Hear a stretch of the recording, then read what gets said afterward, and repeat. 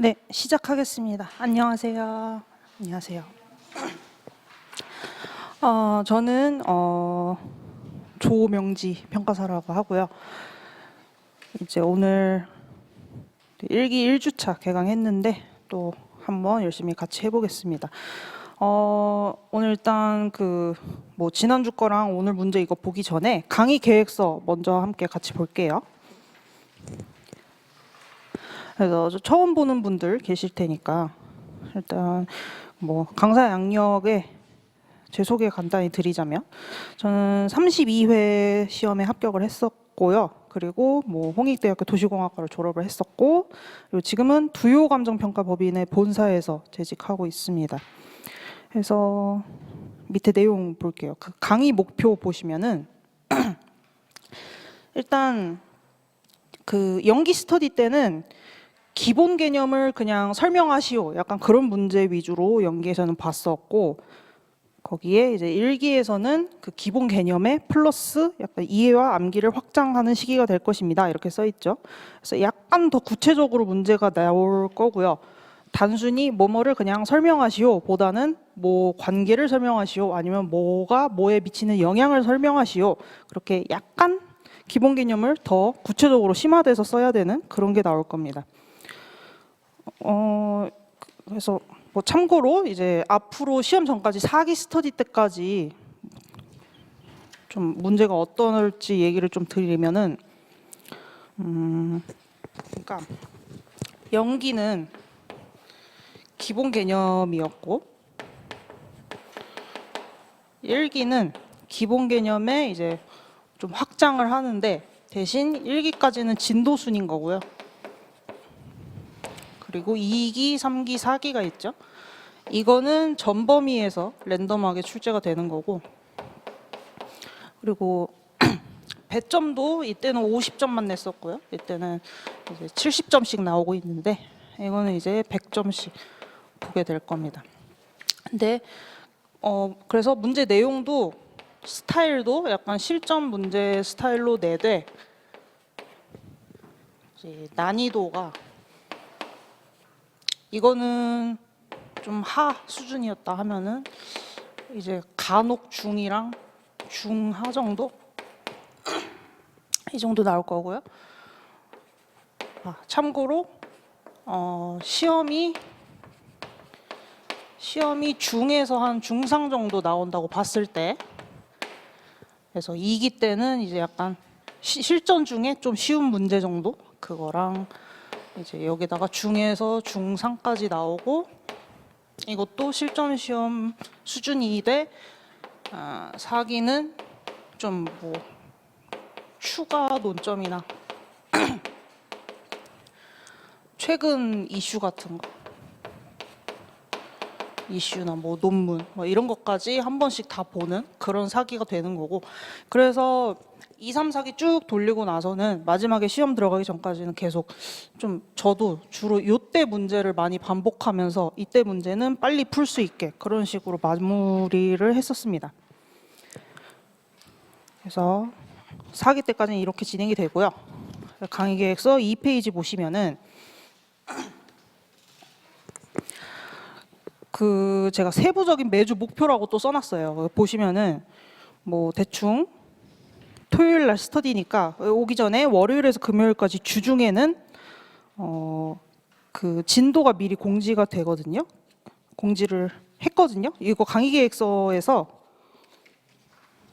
그죠? 다음에 3페이지 보시면은 각 회차별로 수업 내용, 그러니까 문제가 어디서 출제될지 그 진도를 미리 다 지금 써놨습니다. 그래서 이 진도 부분을 다시 2페이지 보시면은 이 진도 부분을 이제 각자, 그러니까 기본 내용을 쭉 공부를 하시고, 최소한 의랑 목차 암기하시고 내용이 어떤 내용인지 알게 공부를 하고, 그리고 토요일 날 오셔서 이 기본 목표는, 이거는 이제 스터디가 기본적으로 좀 요구하는, 달성했으면 좋겠는 목표는, 그쵸, 시간 15분에서 20분 정도 안에 목차를 빠르게 잡고, 그리고 남은 시간 동안 쉴 새 없이 써서 딱 완주를 해내는 그 연습을 하는 게 사실 기본 목표인데, 이게 초반에는 뭐 잘 되지 않는 분들도 많아요, 사실. 그래서 일단 될 때까지는 최소한 그래도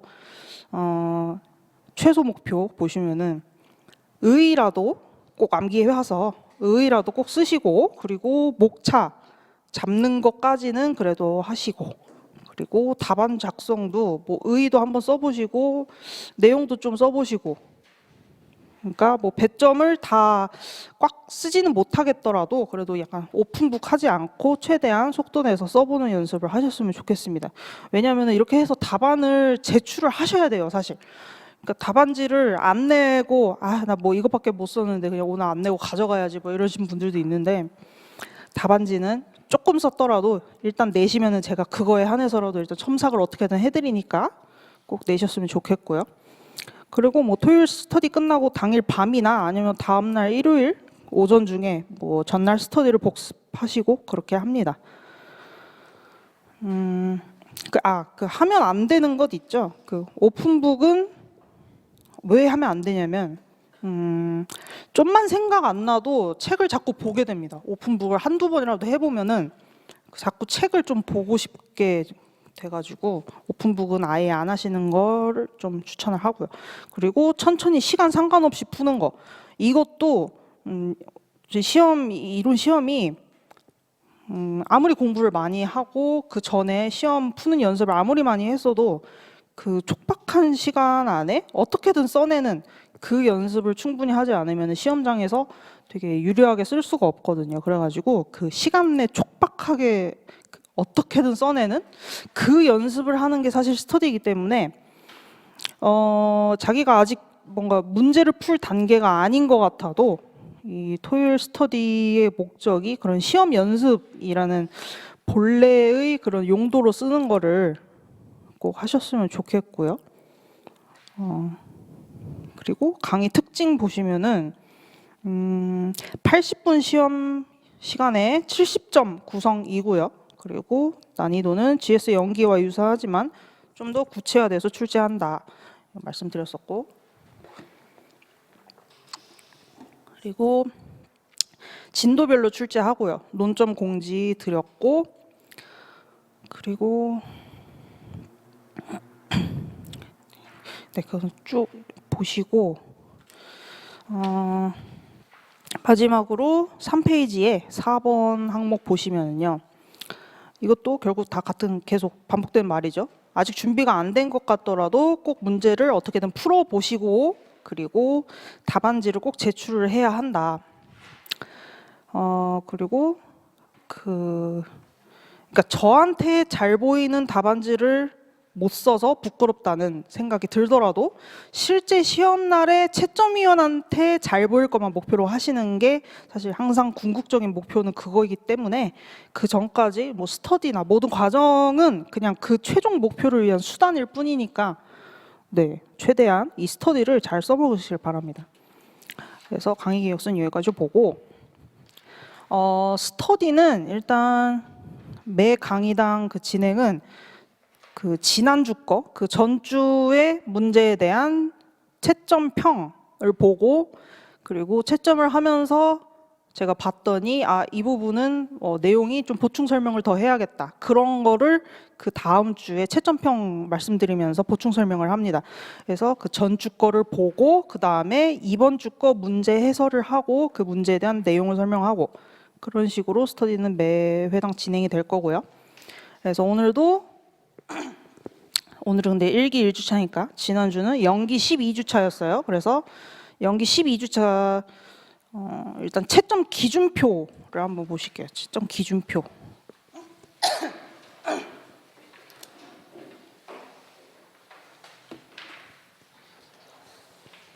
채점 기준표는 이겁니다. 이런 표입니다. 채점 기준표 배부가 안 됐나요?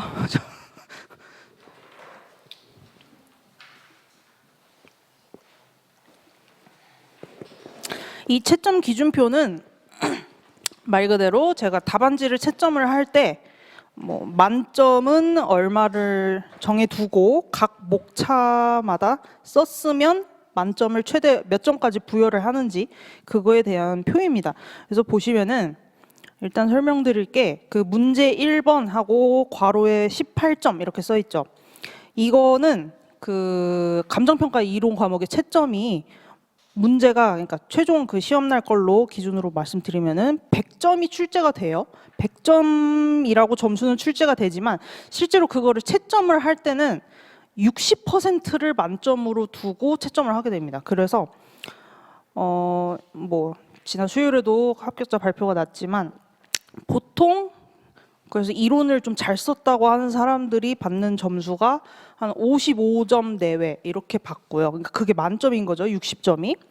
그리고 그 외에 좀 실무랑 법규를 더 뭐 잘 보고 이론은 조금 뭐 못 쓰는 편이었다 이러신 분들이 한 뭐 46점에서 51점 이런 식으로 받았습니다. 그래서 이론의 채점은 60%를 만점으로 채점을 된다는 걸 알아두시고, 그래서 밑에 목차 하나당 점수가 어떻게 되는지 보시면은 일단은 서랑 결은 안 써도 되지만 썼으면 플러스 0.5점에서 1점까지 부여가 되는 추가 목차 개념으로 좀 볼 수 있지만, 또 서는 우리가 이 논문 형식으로 답안을 쓰는 논술 답안을 쓰는 거기 때문에 서는 반드시 쓰는 방향으로 신경을 써주시고, 그리고 목차 하나당 뭐 적게는 0.5에서 한 2점까지 그 정도로 목차 하나당 점수가 있습니다. 그래서 그 내용의 중요도에 따라서 목차당 점수가 그렇게 0.5에서 2점까지 만점이 있고, 그 목차 안에서는 키워드의 개수나 내용을 얼마나 풍부하게 잘 썼는지 그 정도에 따라서 0.5점씩 차등을 둬서 채점을 합니다. 그래서 이 채점 기준표는 앞으로 목차별로 약간 이 목차를 꼭 썼어야 했구나 그런 목차별 배점, 중요도 이런 거 확인하시면서 쓰면 되겠고요. 이제 채점평을 볼게요. 채점평은 요 자료입니다.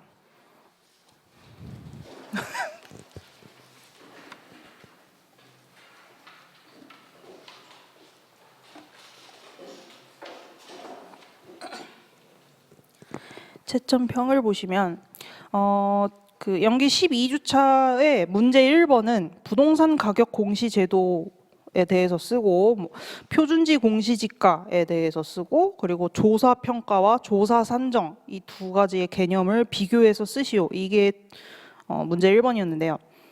그래서 그 1번 보시면은 일단 부동산 가격 공시 제도 관련한 문제는 형평성과 효율성 개선 요 측면에서 좀 서랑 결도 써주시고, 그거 관련해서 다양하게 그 논점이 이렇게 출제 가능성이 있습니다.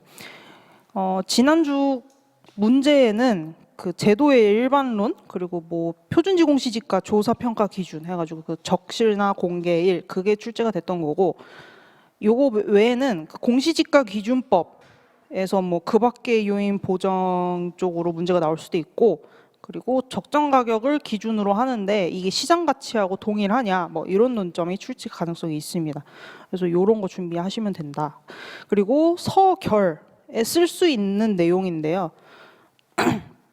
이게 그 지난주 이제 답안 채점 하다 보니까 서에는 좀 뭐 부동산의 일반적인 특성, 부동산, 시장, 가격 그런 특성에 따라서 가격 공시 제도가 필요하다, 중요하다 이런 식으로 쓰신 분들이 좀 있었는데, 그런 내용의 서는 좀 무난하고 좀 일반론적이라서 득점하기가 좀 어려울 것 같고요. 요 서랑 결 참고해서 그 답안지에 쓸 분량 정도로 정리해서 준비해 두시길 바랄게요. 요게 요 서 내용은 근데 표준지 공시지가 관련한 논문에서 가져온 그 서론이라서 그 용어가 지금 표준지 공시지가 제도는 이러면서 하고 있죠. 근데 이거는 그냥 가격 공시 제도 이런 식으로 바꿔서 내용을 약간 수정해서 그렇게 정리하시면 되겠습니다.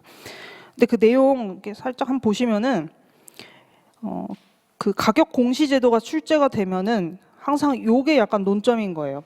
그 두 번째 단락 보시면은 부동산 시장을 둘러싼 환경적 제도적 측면의 변화에 따라서 공시지가 제도도 뭐 지속적인 개선의 노력을 해왔음에도 불구하고 이 공시지가가 과연 적정하냐 하면서 적정성에 대한 비판이 아직도 끊임없이 제기되고 있는 실정이다. 이게 왜 근데 제기되냐면 그 부동산 실거래가 신고 제도가 2006년에 도입이 돼서 이제 부동산이 적정한 가격 수준이 얼마인지 아무도 잘 모르던 시대였었는데 2006년에 뭐 내 집 주변에 다 얼마에 팔렸는지 다 실거래가 신고가 되고 그렇게 투명화되다 보니까 요 실거래랑 그 내 뭐 땅이나 내 건물에 그 공시지가가 발표된 거를 봤더니 둘 간에 괴리가 발생했다는 걸 이제 사람들이 알게 된 거죠. 그리고 실거래가가 낮은 실거래가 반영률 이게 문제로 지적되어 오고 있다. 그래가지고 뭐 더 나아가서 그 세금의 산정이 기준이 되는 그 감정평가사가 표준지 공시지가 평가를 하죠. 근데 그런 공시지가 대신에 그냥 실거래 가격을 기준으로 과세표준액 하면 되는 게 아니냐 이런 주장도 제기되고 있기 때문에 이 공시지가 제도의 역할과 입지가 약화되어질 우려가 있다. 이게 사실 제일 그 중요한 논점이고요. 그래서 약간 마무리는 이러한 논란들은 모두 공시지가의 사회적 신뢰도 저하에 따른 것이기 때문에 이런 문제점들을 개선하기 위한 노력이 필요하다. 근데 그 노력은 좀 감정평가사가 같이 좀 해야 될 것이다. 이런 식으로 쓰시면 되는 겁니다. 그래서 결도 보시고 그리고 3번 보시면은 토지 공개념 요거는 그 1개념 보시면은 이거는 그러니까 그거예요. 토지라는 거는 국가의 국토로서 국가의 자원이기도 하고 그래서 이 최근 사회적 불평등 심화 문제를 해소하기 위해서 세 번째 줄에 토지를 배타적인 사용권과 처분권을 보장하면서도 일정한 경우에는 토지 가치를 공유해야 한다는 것, 요게 토지 공개념의 개념이고요. 그래서 뭐 2번은 지금 존속하고 있는 뭐 제도는 세 번째 줄에 그 개발이익 환수에 관한 법률만 사실 지금 존속하고 있고 세 번째는 그래서 이게 감정평가사하고 무슨 관련이 있냐 그걸 정리를 하자면 세 개예요. 다 법에 따른 건데 1번은 토지보상법에 따라서 공정한 보상평가액을 제시해야 한다. 두 번째는 부동산 가격공시법에 의거해서 부동산 시장의 효율성과 형평성을 달성하는 데 기여하는 역할을 해야 하고 3번은 감정평가사법에 의거해서 우리가 정책적 경제적 기능을 수행해야 한다. 이게 토지 공개념하고 감정평가사하고 엮어서 쓸 수 있는 세 가지입니다. 그래서 이거는 이 정도 쓸 수 있게 그냥 준비해 두시고 이제 뒤에 2페이지 보시면요. 2페이지 보시면 이게 그거예요. 그 적정 가격이 그래서 시장 가치를 그 감정평가사법에서는 기준 가치로 하고 있는데 부동산 가격 공시법에서는 적정 가격이라는 걸 쓰고 있는데 이 둘이 동일한 거냐? 그거에 대한 논의가 또 중요한 논점이죠. 이게 그래서 그냥 동일성 여부만 논의하기보다는 그 동일성 여부에다가 그래서 이 공시지가가 시장 가치 대비 현실화율이 많이 낮다는 그런 현실이랑 그리고 이게 과세 형평성이 어긋난다. 뭐 이런 식으로 이어지는 그 논점이 되는데 그래서 그 첫 번째 네모는 그겁니다. 그래서 부동산 가격 공시법상 그 적정 가격을 공시하는 건데 그 가격이 진짜로 시장 가치를 적정하게 잘 반영한 그런 적정한 가격이 되기 위해서 뭐 이렇게 해야 된다. 요거는 그래서 법 26조의 이 내용이고요. 그러니까 그 현실화율 혹은 뭐 시세 반영률 그거는 실거래가 분의 뭐 공시지가 이렇게 쓸 수가 있어요. 실거래가 대비 공시지가. 그래서 그 실거래가가 그러니까 시세가 이렇게 거래가 되는데 그 가격 대비 세금 부과의 기준이 되는 공시지가는 아직 뭐 턱없이 낮다. 이게 항상 문제가 되고 있는 거죠. 그리고 이 현실화율 자체가 뭐 낮다. 그것도 문제지만 이제 이거 그 두 번째는 뭐 적정 가격 개념 요소는 뭐 따로 보시고요. 그리고 세 번째 네모에 보시면은 그 첫 번째 밑줄 그은 거 보시면은 유형 지역 가격대별 불균형이 큰 상황이다 이게 있어요. 이게 그러니까 무슨 말이냐면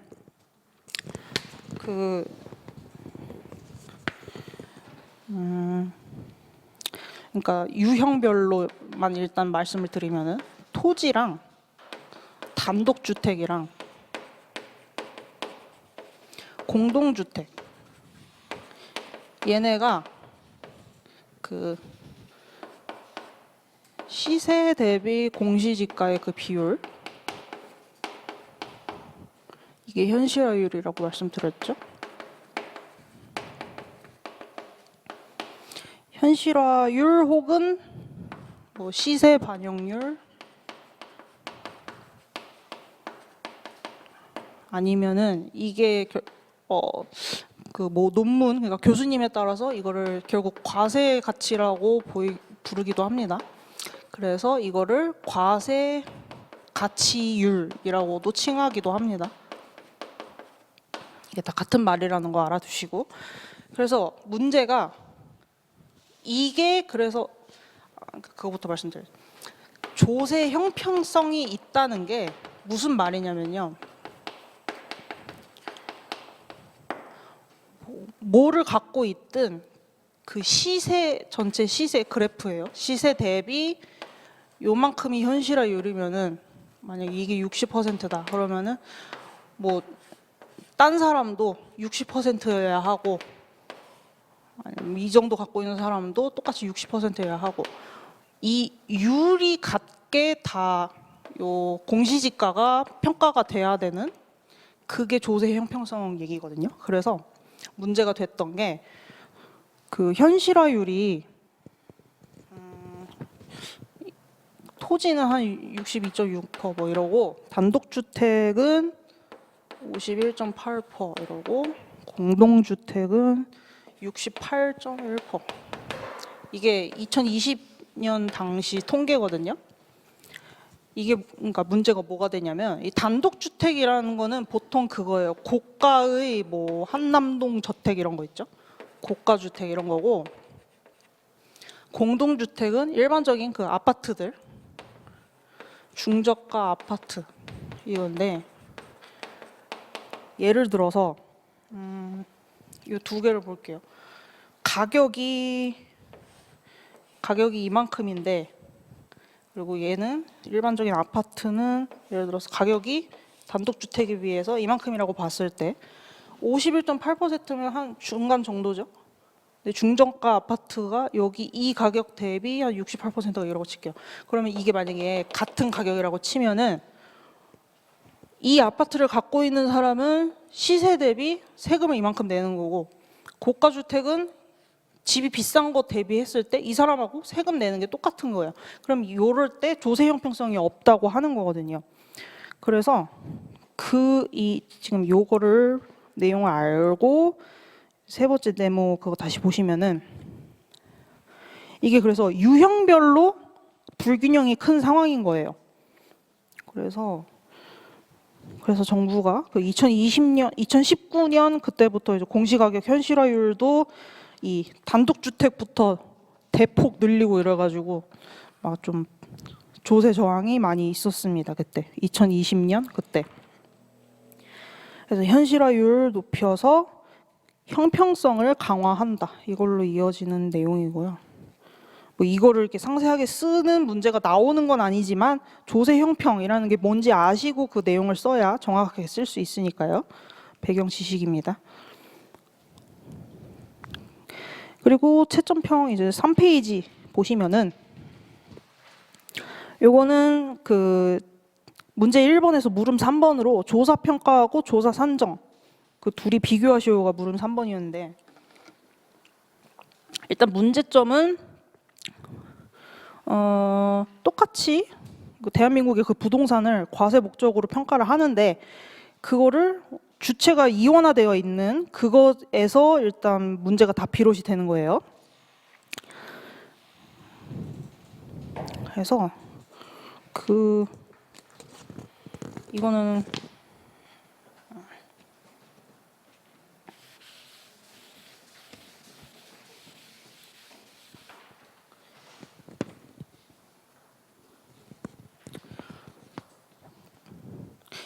일단은 토지는 표준지 공시지가가 있고 이걸 토대로 개별 공시지가를 공무원이 비준표로 산정을 하죠. 이거는 평가사가 평가를 하고, 그리고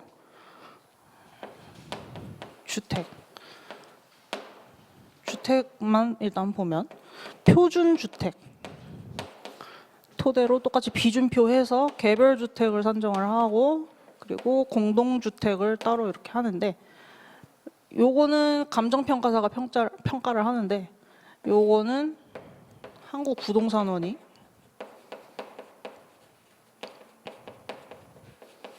이 조사 산정을 합니다.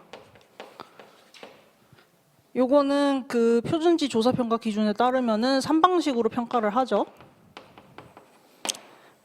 보통 거래사례 비교법으로 하는데, 요거는 그 부동산 인근의 실거래가를 토대로 좀 단순 계산입니다.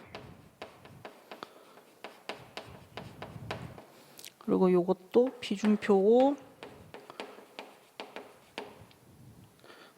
얘네는 이제 공무원이 하는 거고. 그래서 토지하고 주택 사이에 또 요 조사평가하고 조사산정, 주체가 다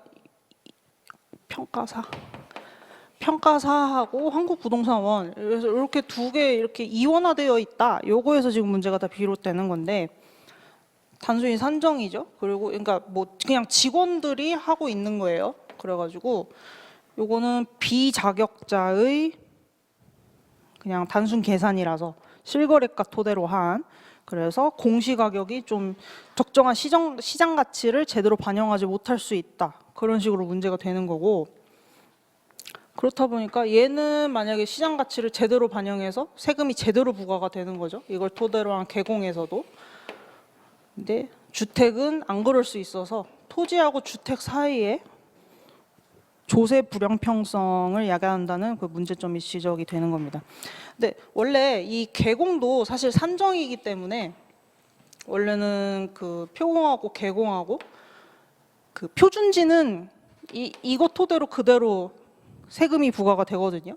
그리고 표준지랑 원래 개별지랑 이것도 그 공무원에 의한 대량 평가이기 때문에 정확성이 떨어져서 요것과 요거 사이에도 뭐 조세 불형평성이 원래 그 논점을 공부하고 했었는데, 이거는 그래도 그 적정성 논란이 자꾸 있으니까 그 2020년 이후에 현실화율 높이고 이런 식으로 하면서 좀 적정성 제고하고 그런 식으로 하다 보니까 이 표공과 개공 사이에는 그 불형평성 생각 안 하셔도 될 것 같고, 요 토지하고 주택 사이에 요거하고 이렇게 주체가 이원화되고 있기 때문에 그래서 좀 문제가 있다. 요거 공부해 두시면 되겠습니다. 그래서 문제 2번은 그냥 보시면 되겠고요, 따로. 그래서 오늘 문제 보겠습니다.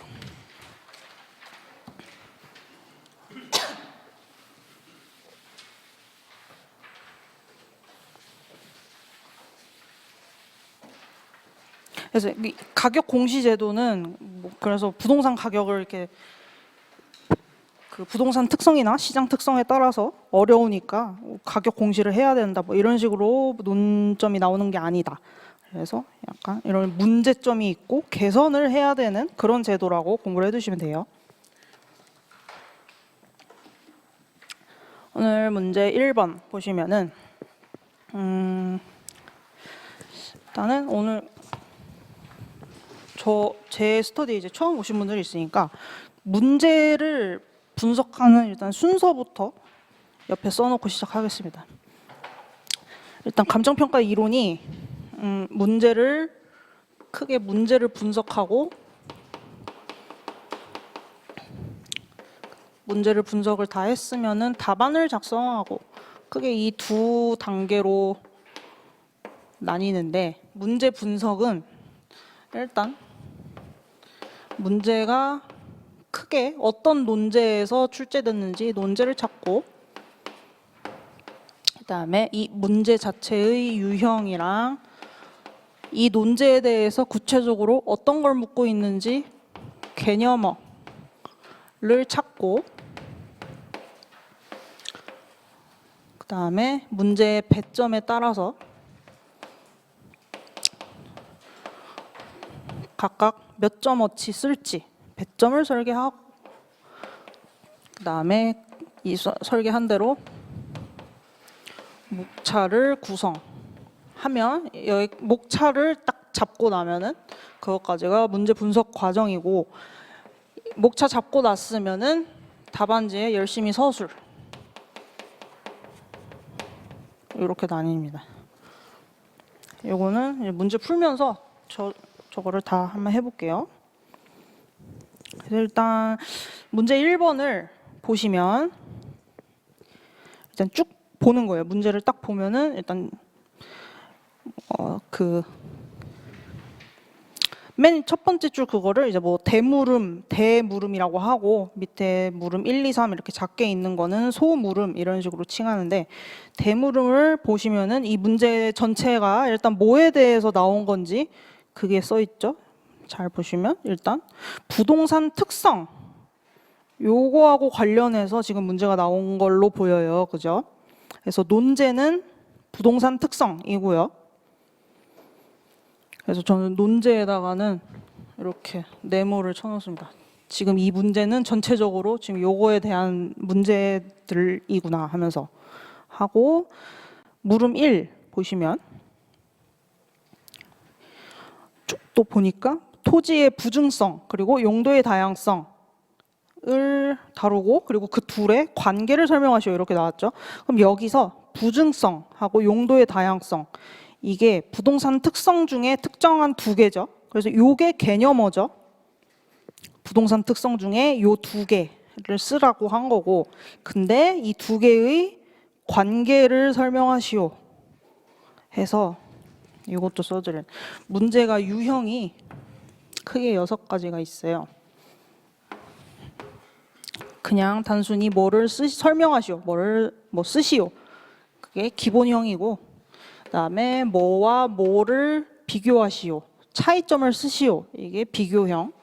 그리고 뭐가 뭐에 미치는 영향을 쓰시오 하는 게 영향. 그리고 뭐와 뭐의 관계를 쓰시오, 관계형도 있고요. 그리고 뭐와 관련해서 뭐를 쓰시오, 이런 식으로 관련형이 있고요.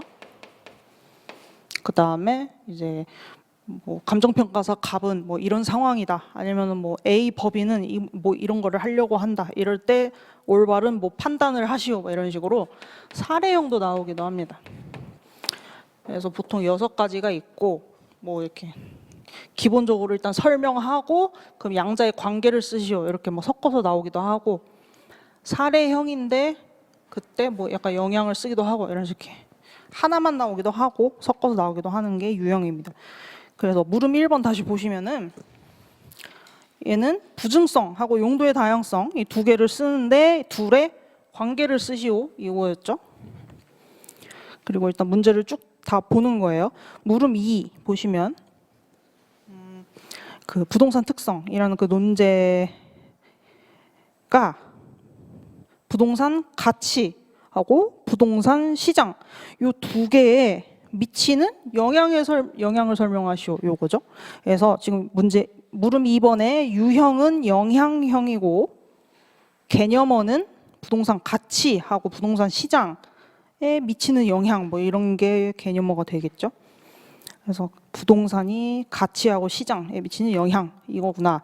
그리고 물음 3 또 보시면, 그래서 이거는 이제 물음 2하고 좀 연결이 되죠. 그래서 그 부동산 특성이 부동산 가치하고 시장에 미치는 그 영향을 물음 2에서 썼는데, 그거를 그럼 고려할 때 부동산 감정평가의 필요성을 논하시오 이거죠. 그러면은 이거는 개념어가 감정평가의 필요성을 쓰라는 거죠. 근데 다만 이제 물음 2에서 썼듯이 가치하고 시장의 그 영향 이런 거 생각해서 써라 였던 거고, 그리고 배점은 그 물음 1, 2, 3 각각 소물음마다 배점이 정해져 있죠. 그게 10점은 그 항상 페이지 수하고 목차 개수로 감을 잡고 쓰시면 됩니다. 문제가 배점이 10점이면은 페이지 수는 1.6페이지고 목차 개수는 3개에서 4개 정도 쓰면 됩니다. 요거는 왜 이렇게 나오는 거냐면 그 답안지가 우리는 100점어치를 써야 되는데 답안지가 16페이지거든요. 그래서 이게 단순히 나눴을 때 한 페이지당 6.25점이라서 그러면 10점일 때는 10을 6.25로 나누면 1.6 이런 식으로 계산은 하는 거고, 목차 개수는 그 채점 기준표에서 보셨다시피 목차 하나를 썼을 때 그게 최대한 많이 받을 수 있는 점수가 2점이었죠. 그래가지고 10점짜리 문제면은 2로 나눴을 때 대충 5개 나누기 2 한 거의 5개보다 약간 이하 요 정도로 쓰면은 요만큼이 또 써집니다. 그래서 약간 이렇게 감을 잡으시면 되고, 물음 2번은 20점이죠. 20점도 똑같이 페이지 수 6.25로 나누면은 3.2페이지고 목차 개수는 맥시멈 10개죠. 근데 한 8개 정도 이렇게 쓸 수 있습니다. 그래서 물음 1번은 이만큼 쓰면 되고, 물음 2번은 이렇고, 물음 3번도 10점이니까 이만큼이죠. 그래서 배점은 이 정도구나 하고 감을 잡은 다음에 이제 목차를 구성을 하는 거예요. 요 시험지에서 이렇게 여백에다가 목차를 쓰는 겁니다. 먼저 대목차 먼저 잡는 거예요. 대목차가 요 물음 1 요거 그대로 쓰는 거거든요. 그래서 그러니까 일단은 서 쓰고 서 본결 이렇게 형태에서 대목차 1번은 서고, 이제 본문이죠. 본문은 물음 1. 이거를 이렇게 문제를 다 쓰지 않아도 돼요. 이렇게 소물음이 그냥 정해져서 나온 문제는 그냥 물음 1 이것만 쓰시고 빨리 내용을 쓰는 거에 집중하시면 되고, 그 다음에 물음 2죠. 물음 2까지 쓰고, 그리고 물음 3, 그리고 마지막으로 결까지 이렇게 하면 서본결 형태를 갖추고, 그 다음에 문제가 그 출제된 그대로 최대한 또 목차를 잡는 거예요. 왜냐면 그렇게 해야 논점 일탈을 안 하고 출제자가 원하는 걸 그대로 쓸 수 있으니까 최대한 문제에서 그대로. 물음 1번은 그러면은 그 부증성하고 용도의 다양성 둘의 관계, 이걸 쓰는 게 사실 목차죠 지금. 근데 이걸 쓰기에 앞서서 항상 그 어떤 처음 등장하는 개념이 있으면 그 개념은 다 의의를 먼저 짚어주고, 내가 이 관계를 지금부터 설명을 할 건데 다만 부증성하고 용도의 다양성이란 뭐다 라면서 개념을 먼저 짚어주고 항상 써야 돼요. 그래서 먼저 부증성하고 용도의 다양성을 의 개념이란 걸 먼저 써줘야 되는 겁니다. 그래서 이게 1번으로 나와야 되고, 그 다음에 물음에서 물은 관계를 쓰는데, 이 관계를 그러면은 이게 물음 1번이 10점이니까 목차가 3, 4개 나와야 된다 그랬죠? 근데 지금 일단 1개 나왔고 2개인데 얘를 좀 쪼개서 써야 되는 거예요, 그럼. 그래서 저는 이거를 한 3개 정도 썼어요. 이거를 구체적인 내용은 물론 이거 목차를 잡을 때 나는 여기에다가 그거 쓰고 이거 쓰고 이거 써야겠다라고 잡는 건데, 요 내용 보는 거는 이따 예시 답안에서 같이 보고요. 그리고 물음 2번도 일단 묻는 거 자체는 부동산 특성이 가치하고 시장에 미치는 영향, 요게 지금 묻는 거긴 하죠. 근데 처음 이제 좀 짚어줘야 될 개념이 이제 그래서 부동산 특성에는 구체적으로 어떤 게 있는지 부동산 특성의 개념을 먼저 짚어줘야 되고 이걸 쓰는데 근데 이 안에서 또 처음 등장하는 개념이 있는 거죠. 가치랑 시장. 그래서 가치 근데 이거를 나눠서 썼어요. 저는 부동산 특성이 시장에 미치는 영향 그리고 가치가 뭔지 가치 먼저 개념을 써주고 얘도 똑같이 시장이 뭔지 개념 먼저 써주고 그 다음에 영향을 써야 되죠. 영향은 이 부동산 특성이 일단 자연적 특성이 있고 인문적 특성이 있죠. 그래서 얘도 똑같이 다 부동산의 자연적 특성이 가치에 미치는 영향 이런 식으로 목차를 잡는 겁니다. 인문적 특성이 가치에 미치는 영향 얘도 똑같이 자연적 특성이 시장에 미치는 영향 인문적 특성이 시장에 미치는 영향 이렇게 하면은 20점이 목차가 뭐 8개에서 10개였는데 하나 둘 셋 하고 지금 8개죠. 그러니까 원래 이것도 그냥 통째로 다 쓸까 말까 고민할 때 이렇게 봤을 때 목차가 지금 아직 6개니까 얘를 그러면 자연적하고 인문적을 따로 목차 잡아가지고 풍부하게 써줘도 되겠다. 이런 식으로 목차 개수는 최종적으로 결정을 하는 겁니다. 그래서 물음 2는 이렇고 물음 3은 감정평가의 필요성을 논하시오 이건데 이것도 처음 등장하는 개념 일단 감정평가가 뭔지 써주고요.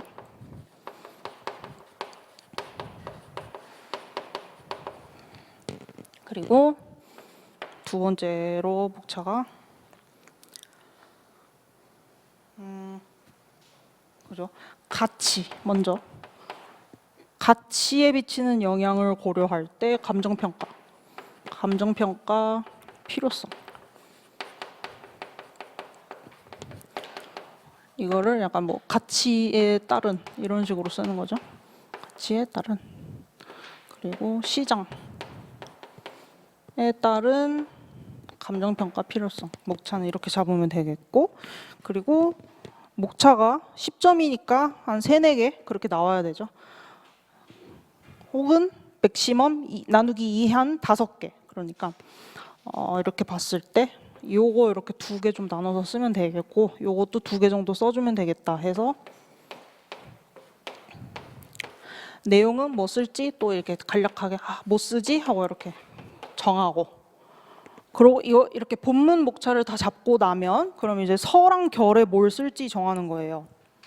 서랑 결은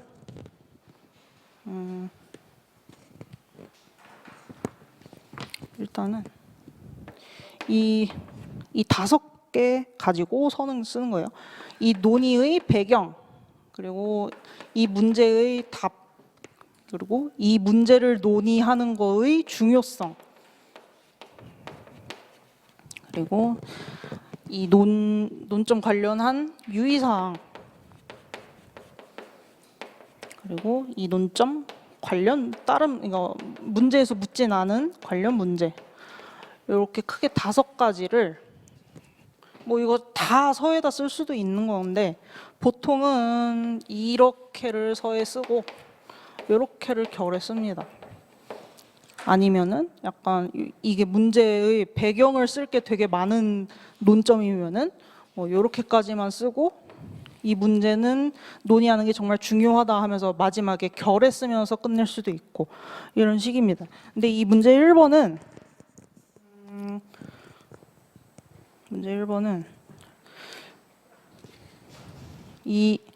요 배경이랑 중요성은 결국 이 문제를 출제자가 왜 냈고 있고 이 문제를 내서 수험생이 뭘 아는지 보려고 이 문제를 낸 걸까 하면서 약간 출제 의도를 좀 파악을 해야 돼요. 그래가지고 이 문제는 결국 왜 그럼 출제를 했냐면요.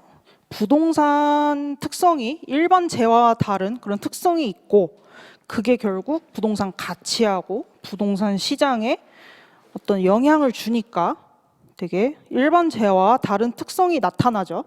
그래서 결국 물음 3에서 묻고 있는 감정평가가 그럼 필요하다라는 그 필요성이 도출되는 그 일련의 논리를 아는지 묻는 문제예요, 사실. 그렇다 보니까 뭐 부동산의 특성, 시장, 가치 그런 특성을 잘 알아야 감정평가를 뭐 잘 할 수 있기 때문에 뭐 이 논점을 잘 아는 것은 중요하다. 이런 식으로 쓰는 게 사실 좀 이걸 다 통틀어서 쓸 수 있는 거고요. 일단 그런 내용인데 예시 답안 같이 볼게요. 예시 답안. 벌써 시간이 끝나가네.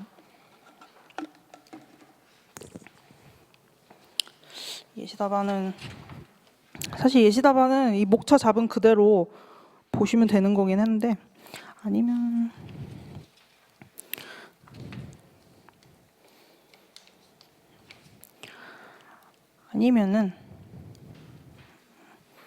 어떻게 하지? 예시 답안을 따로 읽어보는 걸로 하고요. 사실 목차를 이렇게 잡는 거를 했으면은 내용은 어떻게 이렇게 일단 그걸 해야겠다. 목차 그 내용 서술이 최소 3-4줄 이상은 써야 되고요. 최대는 한 8줄? 8줄이 안 넘어가게. 그래서 기본 교재에서 이게 엄청 많이 서술되어 있는 그런 내용이어도 목차 하나에 지금 써야 되는 상황이면은 한 5줄에서 6줄. 이게 보통 내용 그 분량인데 그 내용으로 쓸 수 있게 이렇게 추려서 쓰고 그런 식으로 기본 교재 내용을 분량에 맞게 답안을 쓴 거예요. 예시 답안이.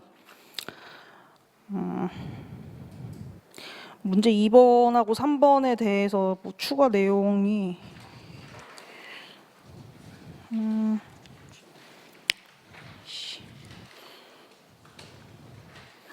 아니면 예시 답안을 문제 1번은 따로 쭉 보시고 내용 공부하시고요. 그 예시 답안으로 문제 2번 볼게요. 예시 답안으로 문제 2번 보시면은 서도 똑같이 이 논의의 그 배경이랑 중요성 요거거든요. 배경이랑 중요성이다라고 일단 필기해 두시고 이것도 한번 읽어보셔야 돼요.